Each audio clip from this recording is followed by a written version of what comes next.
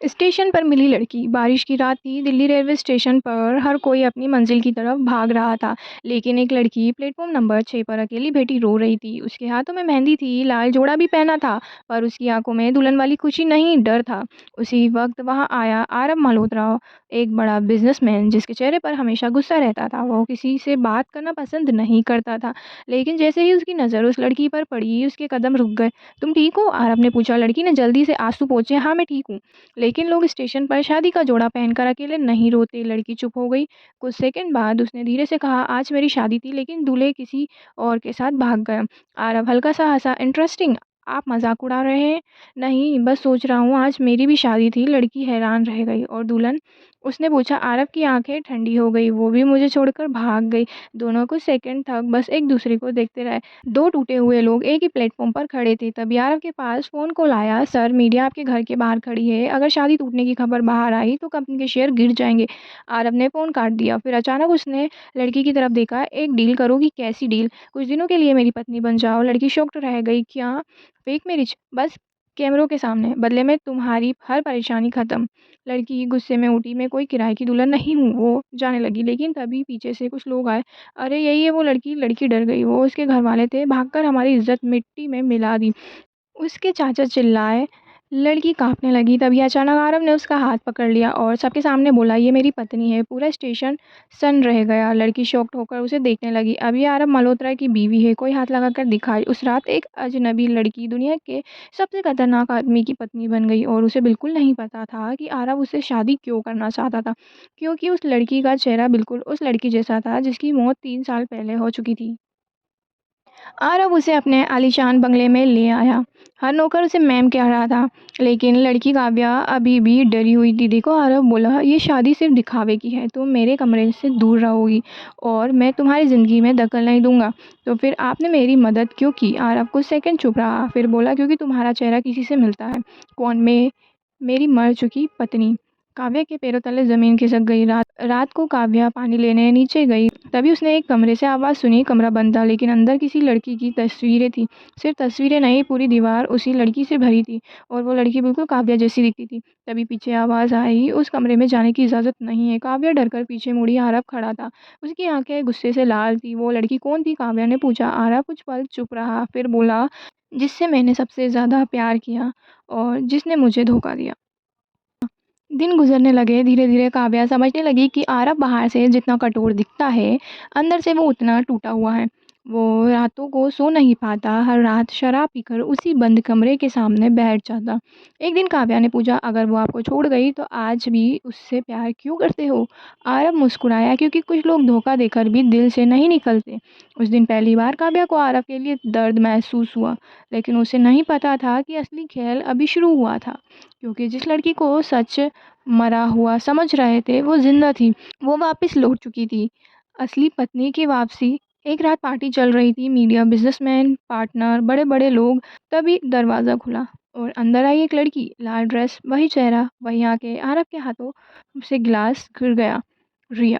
काव्या की सांसें रुक गई, क्योंकि सामने खड़ी लड़की बिल्कुल उसी जैसी दिखती थी। रिया मुस्कुराई। Miss me Aarav.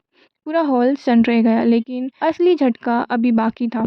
रिया ने काव्या की तरफ देखकर कहा, वैसे तुम्हें सच बताया या नहीं? कौन सा सच? काव्या घबराकर बोली। रिया हंसी, कि तुम कोई अजनबी नहीं हो, तुम मेरी जुड़वा बहन हो। रिया की बात सुनकर पूरा हॉल सन रह गया। काव्या की आंखों में आंसू आ गए। ये झूठ है, उसने कांपती आवाज में कहा। रिया धीरे धीरे उसके पास आई। काश झूठ होता। आरव गुस्से से आरव गुस्से में चिल्लाया, बस करो रिया, 3 साल बाद वापस आकर नया ड्रामा मत शुरू करो। रिया हंस पड़ी। ड्रामा मैंने नहीं, तुमने किया है आरव। मतलब? रिया ने अपने बैग से एक पुरानी तस्वीर निकाली। उस तस्वीर में दो छोटी बच्चियां थी, एक रिया और दूसरी काव्या। काव्या के हाथ कांपने लगे। ये मैं हूँ, रिया बोली। हाँ, हम जुड़वा बहनें हैं। बचपन में मेले में तुम खो गई थी। काव्या को अचानक अपने बचपन की कुछ टूटी हुई यादें याद आने लगी। एक छोटा सा घर, एक औरत की आवाज़ और किसी का हाथ छूटना।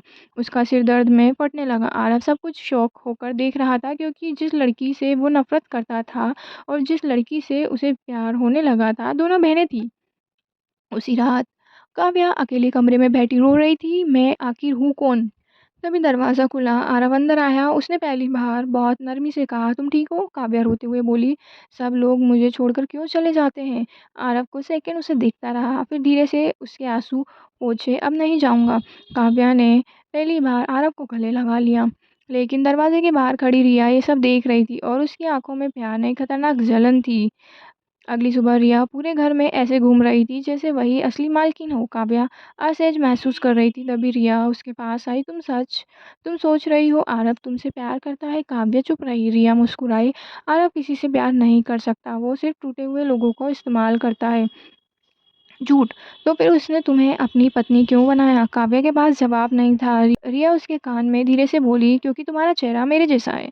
ये सुनते ही काव्या का दिल टूट गया। उस रात बारिश हो रही थी। काव्या चुपचाप घर छोड़कर जाने लगी। लेकिन जैसे ही वो गेट तक पहुंची, पीछे से किसी ने उसका हाथ पकड़ लिया। आरव था। "कहाँ जा रही हो? आपके आपके पास मेरी जगह नहीं है।" किसी ने कहा। "सच तो ये है ना, आपको मुझ में रिया दिखती है?" आरव कुछ पल चुप रहा। फिर पहली बार उसने वो बात कही खुद उससे भी छुपी हुई थी। पहले दिखती थी। काव्या ने उसकी तरफ देखा। आरव की आंखें नम थी। "लेकिन अब मुझे सिर्फ तुम दिखती हो।" काव्या की सांसें रुक गई और तभी पीछे से गोली चलने की आवाज़ आई। धड़ाम। आरव जमीन पर गिर पड़ा। काव्या चीख उठी, "आरव!" और दूर अंधेरे में रिया हाथ में बंदूक लेकर खड़ी थी। आरव ज़मीन पर गिर चुका था। उसकी सफ़ेद शर्ट खून से लाल हो रही थी। "आरव!" काव्या रोते हुए उसके पास बैठ गई।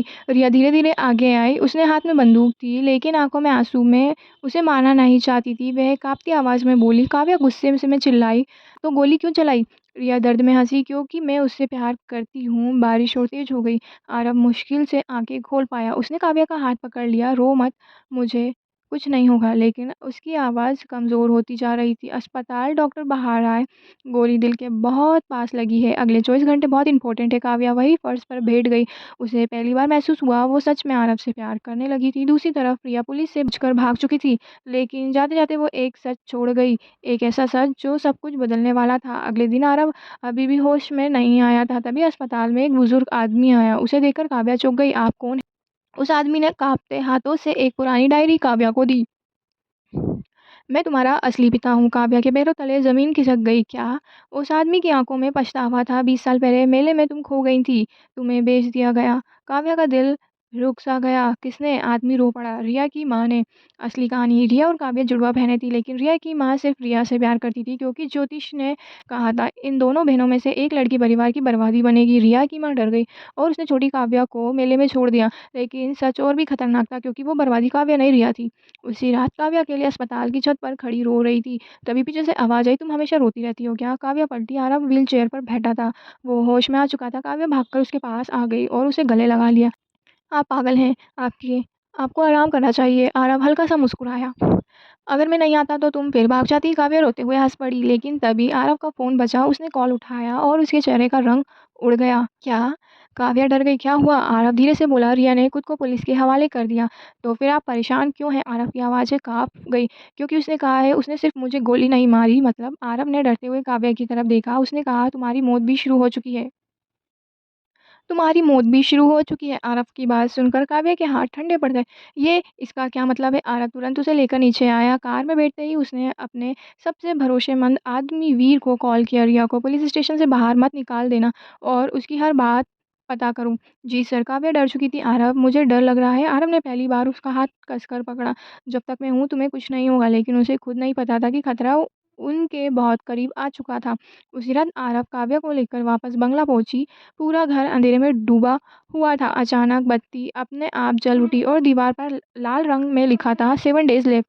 काव्या चीख पड़ी। आरव तुरंत गार्ड्स पर चिल्लाया, "घर में कोई कैसे घुसा?" लेकिन असली डर अभी बाकी था। टेबल पर एक छोटा बॉक्स रखा था। आरव ने बॉक्स खोला। अंदर एक पुरानी पायल थी।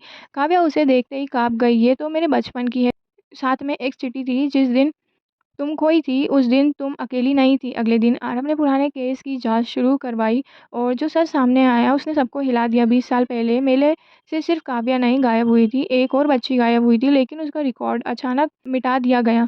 उस बच्ची का नाम था। आरव ने पूछा। वीर कुछ सेकंड चुप रहा, फिर बोला, "आन्या।" अब वो कहाँ है? वीर ने धीरे से कहा, शायद आपके घर में। दूसरी तरफ पुलिस स्टेशन में रिया अकेली बैठी मुस्कुरा रही थी। एक महिला पुलिस ऑफिसर ने पूछा, तुम हंस क्यों रही हो? रिया धीरे से बोली, क्योंकि खेल अब शुरू हुआ है। कौन सा खेल? रिया की आंखें पागलपन से भर गई। जिस लड़की को सब मासूम समझ रहे हैं, असल में वही सबसे खतरनाक है। उसी रात काव्या अपने कमरे में सो रही थी। अचानक उसे किसी बच्चे के रोने की आवाज़ सुनाई दी। वो धीरे धीरे आवाज़ के पीछे गई। आवाज़ उसी बंद कमरे से आ रही थी जहाँ रिया की तस्वीरें थी। दरवाज़ा थोड़ा खुला था। काव्या अंदर गई, लेकिन इस बार कमरे में कुछ और था। दीवार पर एक नई फ़ोटो लगी थी। फ़ोटो देखकर उसके पैरों तले ज़मीन खिसक गई। उस फ़ोटो में छोटी काव्या खड़ी थी और उसके हाथ खून से सने हुए थे। पीछे लिखा था किलर। तभी पीछे से दरवाज़ा बंद हो गया। काव्या डर कर पलटी। अंधेरे में किसी की आवाज़ आई, अब याद आया, उस रात तुमने क्या किया था? अंधेरे में गूंजती आवाज़ सुनकर काव्या का दिल तेजी से धड़कने लगा। क कौन है वहाँ? अचानक कमरे की लाइट जल उठी, लेकिन वहाँ कोई नहीं था, सिर्फ दीवारों पर लगी तस्वीरें और एक पुराना वीडियो प्रोजेक्टर। प्रोजेक्टर अपने आप चालू हुआ। स्क्रीन पर एक धुंधला वीडियो चलने लगा। उसमें 3 छोटी बच्चियाँ थी, रिया, काव्या और तीसरी बच्ची थी अन्या। तीनों हँस रही थी। तभी वीडियो अचानक हिलने लगा। किसी आदमी की डरावनी आवाज़ आई, भागो यहाँ से! फिर तेज चीख सुनाई दी और अगले ही पल वीडियो में छोटी काव्या के हाथ पर खून दिखाई दिया। काव्या डर से पीछे हट गई।